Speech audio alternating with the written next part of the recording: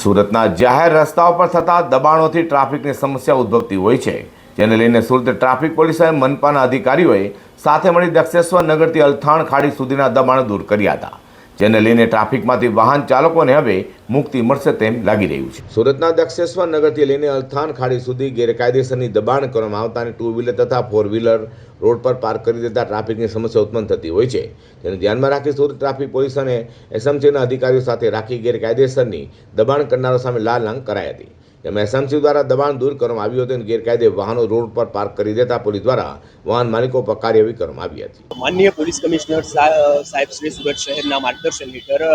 સુરત શહેરની અંદર ટ્રાફિકનું યોગ્ય રીતે નિયમન થાય તેમજ ગેરકાયદેસર રૂપે દબાણ કે ટ્રાફિકમાં અડચણરૂપ કોઈ વાહનો ના રહે તે માટે આજ રોજ એસએમસીના સંકલનમાં રહીને દક્ષેશ્વર 4 રસ્તાથી માંડીને અલથાણ ખાડી સુધી દબાણ દૂર કરવાની કાર્યવાહી હાથ ધરવામાં આવી રહી છે, જેમાં રોડ પર જે લારી ગલ્લા કે અન્ય દબાણ જે છે તે એસએમસી દ્વારા દૂર કરવામાં આવી રહ્યું છે, તેમજ જે 2 વ્હીલર કે 4 વ્હીલર વાહનો